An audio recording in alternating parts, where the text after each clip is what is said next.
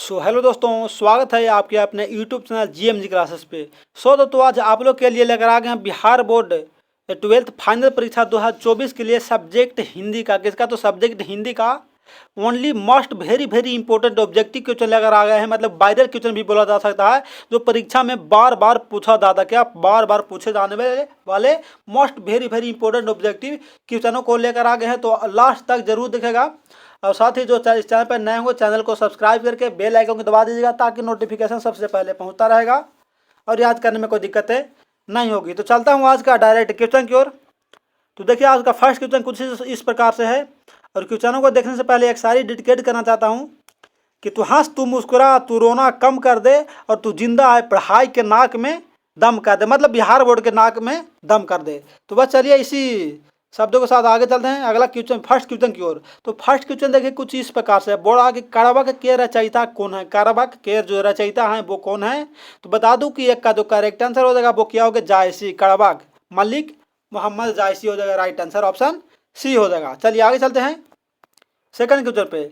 Second question पर साहित्य लहरी किन की रचना है, मतलब साहित्य लहरी किन के द्वारा लिखा गया है? जायसी के द्वारा, सूरदास के द्वारा, कबीर के द्वारा या तुलसीदास के द्वारा? तो बता दूं दोस्तों कि इसका जो राइट आंसर हो जाएगा वो हो जाएगा ऑप्शन बी। आप लोग का पता है, हमें पूर्ण विश्वास है कि आप लोग का पता है साहित्य लहरी किन के द्वारा लिखा गया है, तो सूरदास के द्वारा लिखा गया है। राइट आंसर ऑप्शन बी हो गया। आगे चलते तीसरा क्वेश्चन पे। तीसरा क्वेश्चन कुछ इस प्रकार से, कवितावली के रचनाकार कौन है? कवितावली, रत्नावली, ये सब का जो रचनाकार हैं वो कौन है? तो राइट आंसर हो जाएगा ऑप्शन बी अर्थात तुलसीदास जी के द्वारा ये सब लिखा गया है कवितावली। राइट आंसर क्या हो गया? ऑप्शन बी हो गया। आगे चलते हैं चौथा क्वेश्चन पे। चौथा क्वेश्चन बोल के छत्रसाल दशक के रचनाकार हैं। छत्रसाल दशक के जो रचनाकार हैं वो कौन सा व्यक्ति थे? तुलसीदास थे, जायसी थे, भूषण थे या नाभादास थे?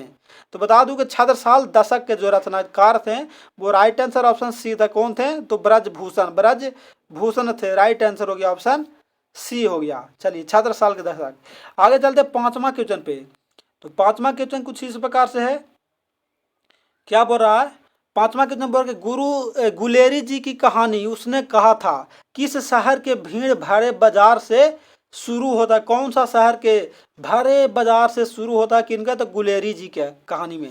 तो बता दूं कि पांच का जो राइट आंसर होगा दोस्तों वो हो जाएगा ऑप्शन सी अर्थात अमृतसर। अमृतसर कहाँ पर रहा है? तो पंजाब में, मतलब पंजाब से शुरू होता है। राइट आंसर ऑप्शन सी हो गया। आगे चलते छठा क्वेश्चन पे। छठा क्वेश्चन देखिए इस प्रकार से है, थोड़ा सा स्किप कर देता हूँ, बड़ा कर देता हूँ।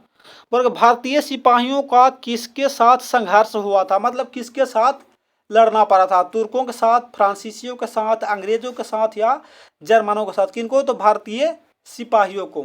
तो बता दूं दोस्तों कि राइट आंसर होगा क्या? ऑप्शन डी होगा था जर्मन के साथ। किसके साथ? तो जर्मनी के साथ लड़ने पड़ा था हमारे भारतीय सिपाहियों को। आगे चलते सातवां क्वेश्चन पे। सातवां क्वेश्चन इस प्रकार से थोड़ा सा छोटा। सातवां क्वेश्चन बोल रहा है कि जयप्रकाश नारायण 1974 ईस्वी क्या बोल रहा है कि आपातकाल के दौरान किस आंदोलन के लिए जेल गए थे? मतलब 1974 में जयप्रकाश नारायण थे जो क्या 1974 में आपातकाल मतलब कि क्या रैली निकाले थे। तो कौन सा आंदोलन किए थे जिसके वजह से वो, किसके समर्थन में आंदोलन किए थे जिसके वजह से उनको जेल जाना पड़ा था? तो बता दूं दोस्तों के साथ का जो राइट आंसर हो गया वो ऑप्शन बी होगा छात्र आंदोलन के लिए। क्या? छात्र आंदोलन के लिए। और जयप्रकाश जो लिखे हैं वो कौन सा लिखे हैं? तो ये लिखे हैं बुक संपूर्ण क्रांति। कौन? संपूर्ण क्रांति। बी ए दोस्तों के हित में काम करना चाहते थे। क्या? ये दोस्तों नहीं बल्कि छात्रों के हित में काम करना चाहते थे, मतलब छात्र को सपोर्ट करना चाहते थे, समझे? उन्हीं के लिए एक आंदोलन किए थे 1974 में, जो बेचारा उन्हीं के चलते जेल चले गए थे। और जहाँ सही बात है भाई कि अगर तुम ज़्यादा सही काम कर रहा है तो फिलहाल तो भाई जितना सही काम करेगा तो तुम्हारा तो गलत परिणाम होगा। जिस तरह से बेचारा अभी बिहार में कौन चल रहा है? तो मनीष कश्यप बेचारा चल रहा है, जो बहुत अच्छे काम कर था लेकिन किसी वजह से बेचारा अभी जेल में फंसे हुए हैं। लेकिन ऐसा व्यक्ति ज़्यादा दिन तक जेल में फंसे हुए नहीं रहेंगे, पूर्ण विश्वास है कि बाहर निकलेंगे और फिर से वही धाड़ लगाएंगे। चलिए आगे चलते हैं आठवां क्वेश्चन पे।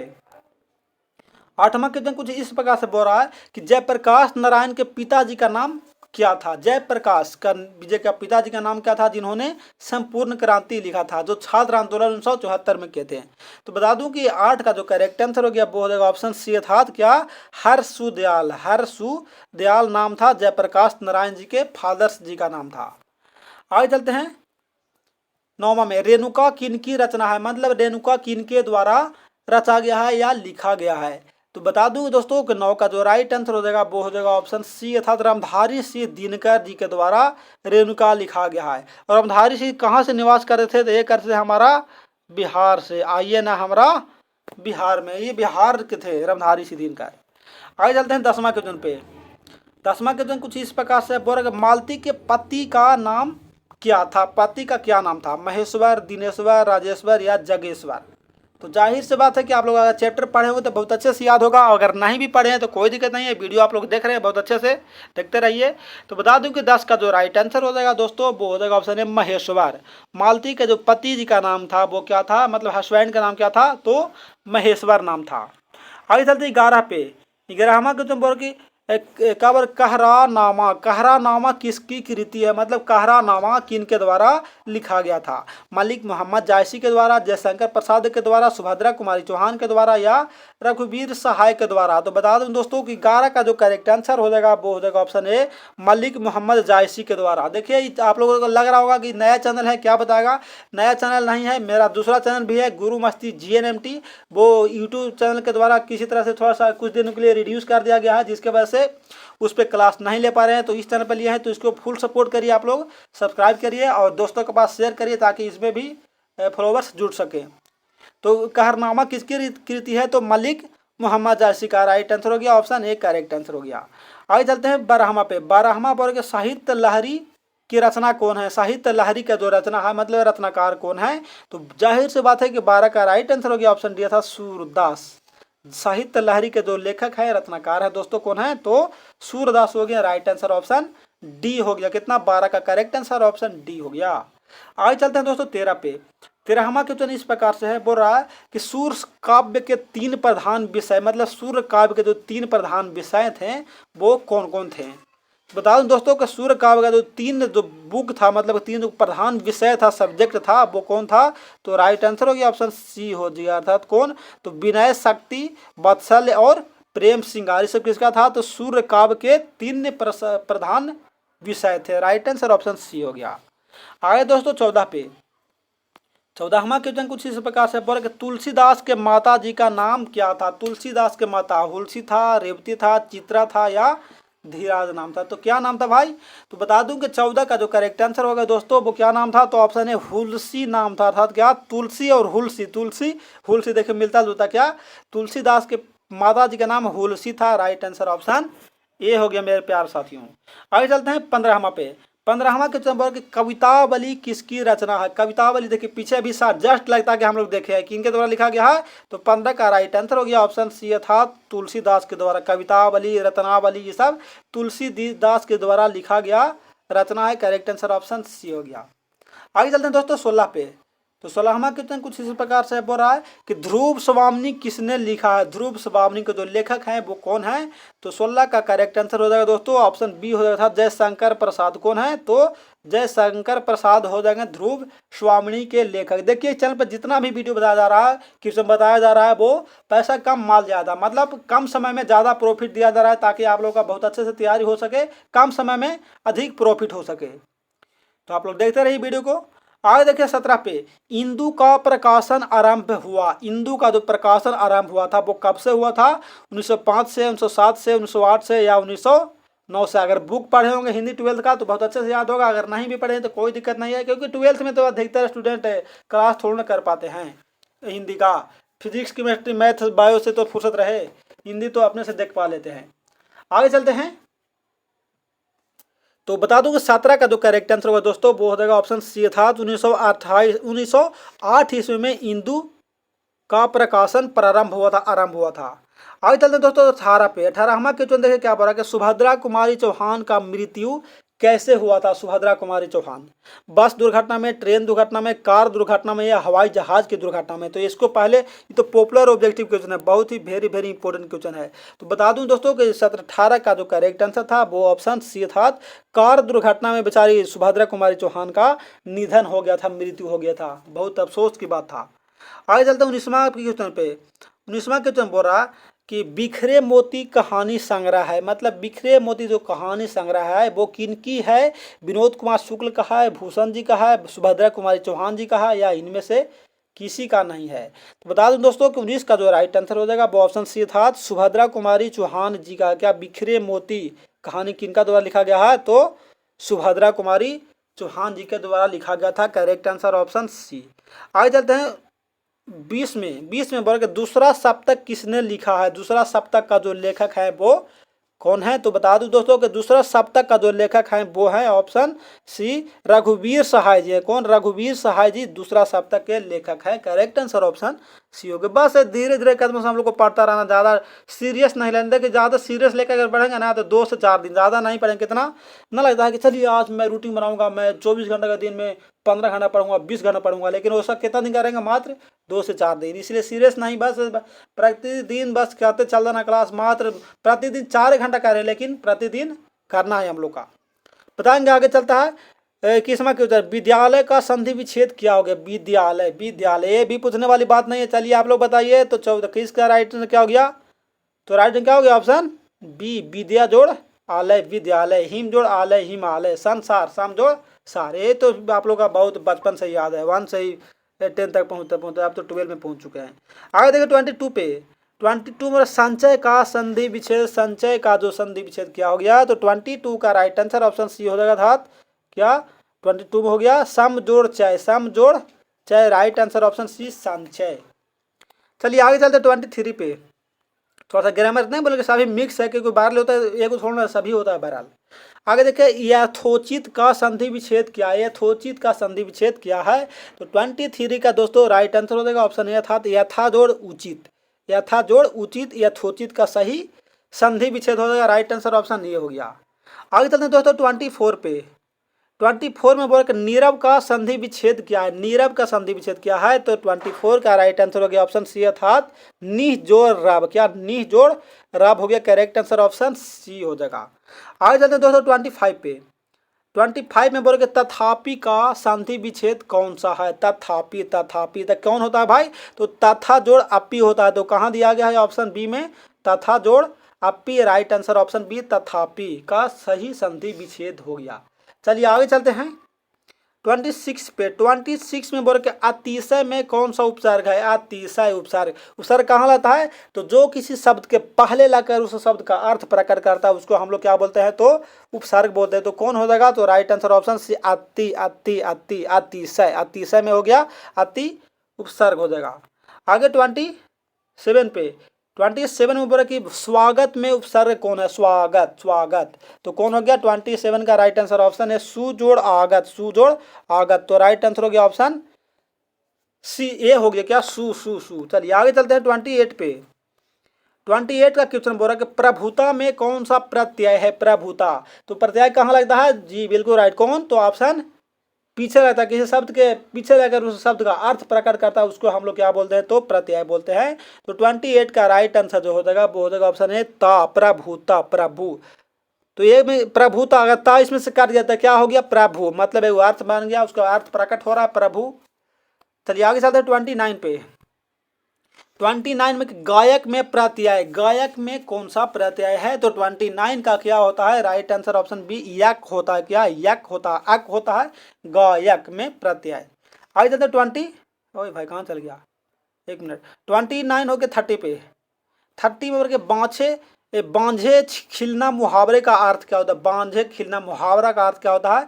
जीतना होता है, आगे निकल जाना होता है, या अत्यंत प्रसन्न होना होता है, या परिवर्तन होना होता है। तो बता दूं कि 30 का जो राइट आंसर होगा दोस्तों वो हो जाएगा ऑप्शन सी अर्थात अत्यंत प्रश्न होना। क्या? अत्यंत प्रसन्न मतलब कि अपने अत्यंत खुश होना होता है। राइट आंसर ऑप्शन क्या? तो ऑप्शन सी हो गया। आगे चलते हैं दोस्तों 31 पे। 31 में बोल के हाथ पैर मारना मुहावरा का अर्थ क्या होता है? देखिए नहीं बोलते कि डूबते को 3 का सहारा, मतलब डूबते समय क्या हाथ पैर जरूर मारना चाहिए, तैरने आए या नहीं आए। तो क्या करना होता है उसका अर्थ तो क्या होता है? तो 31 का अर्थ होता है ऑप्शन डी होता था, काफ़ी प्रयत्न करना। क्या? काफ़ी प्रयत्न करना, हाथ पैर मारना। देखिए अभी आप लोग भी अभी 12th एग्जाम के लिए हाथ पैर मार रहे हैं, मतलब काफ़ी प्रयत्न कर रहे हैं, काफ़ी कोशिश करने में लगे हुए हैं। तो चलिए इसी जुनून के साथ लगे रहना है। आगे चलते 32 पे। 32 में बोल रहा है कि लेने के देने पढ़ना, लेने के देने पढ़ना मुहावरा का अर्थ क्या होता है? नहीं बोलता है कि कोई किसी का सामान हम लेकर आए तो क्या होगा? टूट गया, तो नहीं बोलता कि यार ऐसा तो किया कि लेनी का देनी पड़ गया। तो उसको क्या बोलता है अर्थ? तो बता दूं कि 32 का जो उसका अर्थ होता है वो हो गया ऑप्शन है लाभ के बदले हानि। क्या लाभ के बदले लाए थे उसको लाभ कमाने के लिए कि लाएंगे और कमा चलाएंगे और दे देंगे, लेकिन टूट गया तो क्या हो गया हानि, मतलब लाभ के बदले हानि। राइट आंसर ऑप्शन ए हो गया। आगे चलते हैं 32 हो गए 33 पे। 33 में बोल के सोमवार संज्ञा है। सोमवार में कौन सा संज्ञा है, जातिवाचक, व्यक्तिवाचक, भाववाचक या समूहवाचक। तो बता दूं दोस्तों कि इसका में कौन सा होता है तो व्यक्तिवाचक होता है। क्या सोमवार जो होता है उसमें व्यक्ति, क्योंकि दिन का नाम है किसका तो दिन का नाम है, और जितना भी दिन है सोमवार, मंगलवार, बुधवार, शनिवार सब क्या है तो इंपॉर्टेंट नाम है, खास दिन है। तो राइट आंसर ऑप्शन बी हो गया। चलिए आगे चलते हैं 34 पे। 34वां वर्ग घर संज्ञा। घर में कौन सा संज्ञा है, व्यक्तिवाचक, जातिवाचक, द्रव्यवाचक या समूहवाचक। तो जाहिर सी बात है कि राइट आंसर होगा ऑप्शन बी था जातिवाचक हो जाएगा। क्या जातिवाचक संज्ञा हो घर में। जैसे कैसे होगा, जाति में बढ़ गया कैसे, तो पहला हो गया कि फूस का घर, दूसरा हो गया ईंट का घर, तीसरा हो गया झोपड़ी का घर, चौथा हो गया लकड़ी का घर। तो समझे इसी तरह से घर क्या हो गया जाति में विभक्त होता है। राइट आंसर ऑप्शन बी हो गया जातिवाचक संज्ञा होता है। आगे चलते 35 पे।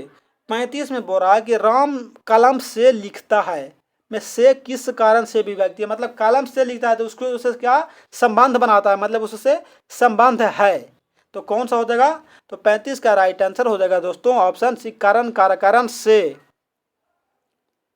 कारण से अच्छा अपदान से तो जहां जुदाई होता है, क्या अपदान से क्या होता है जहां जुदाई हो। तो यहाँ चलिए इसमें लिखते हैं जुदाई हो, तो ये जुदाई का मतलब नहीं है, इसलिए यहाँ का पुत्र ये होता है अपदान से जहाँ जुदाई इसका मतलब होता है। लेकिन पुत्र का राम कलम से लिखता है मतलब उसके साथ संबंध है, जुदाई नहीं है, तो कारण से हो गया। राइट आंसर ऑप्शन सी हो, कर्ता ने कर्म को कारण से। आगे देखिए 36 पे गिल्ला का विलोम होगा। गिल्ला का जो विलोम होगा क्या हो गया दोस्तों तो 36 का राइट आंसर हो जाएगा ऑप्शन सी अर्थात सूखा।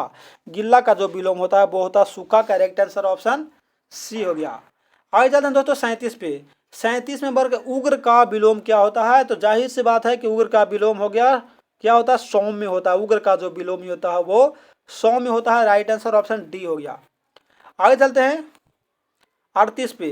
38 में वर्ग जागरण का विपरीतार्थक शब्द क्या है। जागरण ना वर्ग जागरण हो रहा है उसका जो विपरीतार्थक उल्टा क्या होता है, तो जागरण का जो उल्टा होगा दोस्तों तो राइट आंसर हो गया ऑप्शन ए था निद्रा। जागरण मतलब जागे हुए रहना और निद्रा मतलब क्या सोए हो रहना। तो राइट आंसर ऑप्शन ए हो गया।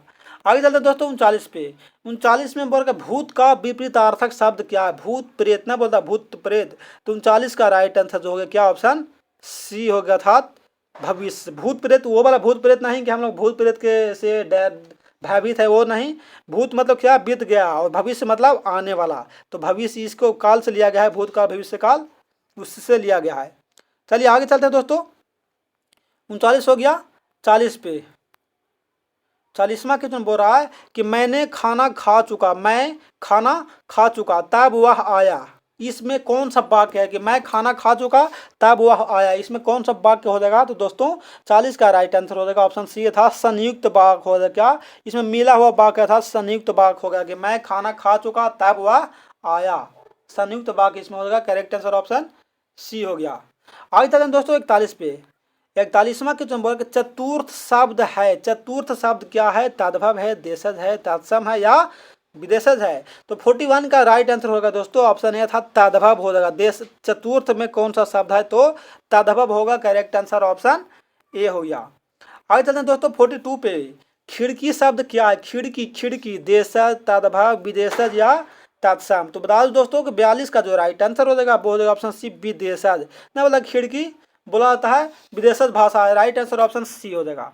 आगे चलते दोस्तों आगे चलते हैं 43 में बखूबी कौन सा समास है। बखूबी में कौन सा समास हो जाएगा दोस्तों, चलिए आओ थोड़ा सा छोड़ा करता हूँ। बखूबी में कौन सा समास हो जाएगा दोस्तों, तो बता दूं कि 43 का राइट आंसर ऑप्शन सी हो जाएगा बखूबी। खूबी मतलब अव्ययी भाव समास होगा। Correct answer. आगे चलते हैं दोस्तों 44 पे। 44 में बोलेगा रस भरा में कौन सा समास है, मतलब रस से भरा हुआ। तो राइट आंसर क्या होगा से कर्ता ने कर्म को कारण से मतलब कारण तत्पुरुष। राइट आंसर हो गया ऑप्शन बी कारण तत्पुरुष। कर्ता ने कर्म को कारण से मतलब रस से भरा हुआ को कौन तो कारण तत्पुरुष हो गया। Right answer option B. आगे दोस्तों 45 पे राजभवन में समास है, राजभवन में कौन सा समास है, मतलब राजा का भवन। तो ये तो जाहिर सी बात है कि राइट आंसर क्या हो गया, तत्पुरुष हो जाएगा। राजा का भवन किसका, तो राजा का, कहाँ चल गया भाई, राजा का भवन। कर्तन है कर्म को, कर्म से संप्रदान को के लिए अपदान से जहाँ जुदाई हो, संबंध का के की, संबंध है राजा का, राजभवन मतलब राजा का संबंध किससे है, भवन से, तो का, समझे। तो राइट आंसर हो गया ऑप्शन ए तत्पुरुष। चलिए आगे चलते हैं 46 पे। 46 में बोल धर्मांध, धर्म, धर्म में कौन सा समास है दोस्तों, तो 46 का राइट आंसर हो जाएगा ऑप्शन बी, द्वंद्व समास हो जाएगा। धर्म में समास हो जाएगा द्वंद्व में समास। आगे चलते हैं दोस्तों 46 47 पे। त्रिभुवन, त्रिभुवन, तो इसमें क्या कर रहा है, संख्या का बोध कर रहा है, संख्या का बोध कर रहा है। तो जाहिर सी बात है कि 47 का राइट आंसर क्या होना चाहिए, तो ऑप्शन सी होना चाहिए, द्विगु समास, द्विगु। त्रिभुवन मतलब तीन भुवन वाला, तो कौन हो गया, संख्या का बोध जिसमें करता है वो हम लोग मारते हैं द्विगु समास। आगे चलते दोस्तों 47 पे, 47 होगा 48 पे। 48 बोल रहा है कि जो कहा ना जा सके उसके लिए एक शब्द में हम लोग क्या कहेंगे, जो कहा ना जा सके। तो 48 का दोस्तों राइट आंसर हो गया ऑप्शन सी हो जाएगा था, अकथनीय, अकथनीय मतलब कहा ना जा सके, राइट आंसर ऑप्शन सी हो गया। आगे चलते हैं दोस्तों 49 पे। 49 में बोल रहा क्या कि जिसका कोई नाथ ना हो क्या कहलाता है, जिसका कोई नाथ ना हो तो क्या कहलाएगा भाई, तो राइट आंसर हो गया 49 का राइट आंसर बेचारा क्या कहलाएगा, तो अनाथ कहलाता है। जिसका कोई नाथ ना हो मतलब आगे नाथ ना पीछे पगा, तो ऑप्शन सी हो गया अनाथ कहलाता है। आगे चलते हैं दोस्तों 50 पे। 50 में बोल रहा है क्रम का विशेषण कौन है, क्रम का विशेषण, तो 50 का राइट आंसर होगा दोस्तों ऑप्शन सी अर्थात क्रमिक हो जाएगा, क्रम का विशेषण क्रमिक होगा, राइट आंसर ऑप्शन सी हो जाएगा। आगे चलते हैं दोस्तों 51 पे। 51 में बोल रहा, चलिए चारों ऑप्शन कहाँ गया भाई, ऐसे वो नीचे है। 51 वर्ष 1889 से 1875 तक बाल कृष्ण भट्ट ने किस स्कूल में अध्ययन किया था, मतलब 1869 से 75 तक कौन सा स्कूल, मतलब कितना साल हो गया, तो 6 साल तक कौन सा स्कूल में अध्ययन किया था। तो बता दूं कि 51 का जो दोस्तों राइट आंसर हो जाएगा वो हो जाएगा ऑप्शन है अर्थात प्रयाग के मिशन स्कूल में, प्रयाग के मिशन स्कूल में 1869 से 75 तक मतलब 6 वर्ष तक जो कौन थे बालकृष्ण भट्ट कहाँ किया था अध्ययन, तो प्रयाग के मिशन स्कूल में।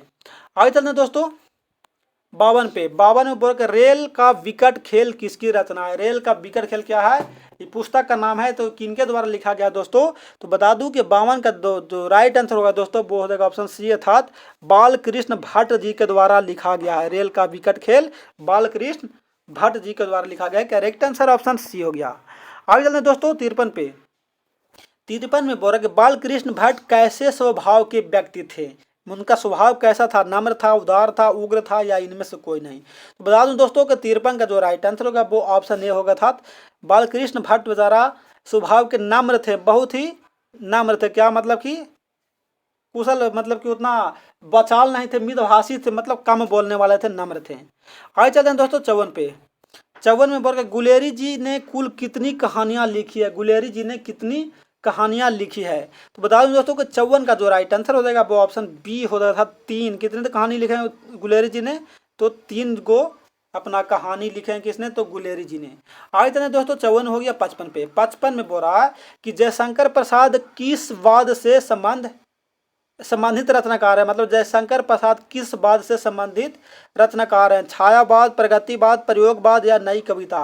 तो बता दूं दोस्तों कि 55 का जो राइट आंसर हो गया वो हो जाएगा ऑप्शन ए था छायावाद से, क्या छायावाद से संबंधित है, रिलेटेड है। आगे चलते हैं दोस्तों 56 पे। 56 में बोल रहा कि सुभद्रा पुत्र वियोग किसकी रचना है, पुत्र वियोग, तो जाहिर सी बात है कि राइट आंसर क्या हो गया 56 का, तो ऑप्शन ये हो गया सुभद्रा कुमारी चौहान, जिनकी बेचारा कार दुर्घटना में मृत्यु हो गया था। सुभद्रा कुमारी चौहान के द्वारा लिखा गया है पुत्र वियोग। चलिए दोस्तों आगे चलते हैं 56 57 पे। 57 में है मेरे प्यारे साथियों कि जन जन का चेहरा एक के रचनाकार कौन है, जन जन का चेहरा एक, तो राइट आंसर हो जाएगा ऑप्शन ए गजानन माधव मुक्तिबोध, गजानन माधव मुक्तिबोध। अब ये आप लोग का याद होगा, हमें पूर्ण विश्वास है कि स्टार्टिंग करने से पहले आप लोग चैप्टर का पहले राइटर और चैप्टर याद किए होंगे। आगे चलते हैं 58 पे। 58 वर्ग के रघुवीर सहाय का जन्म स्थल कौन सा है, काशी है, लखनऊ है, मेरठ है, या आगरा है। तो बता दूं दोस्तों कि 58 का राइट आंसर हो जाएगा ऑप्शन बी अर्थात लखनऊ हो जाएगा। रघुवीर सहाय का जन्म स्थल कौन सा है, तो लखनऊ घराने के थे रघुवीर सहाय जी। आगे चलते हैं दोस्तों 59 में।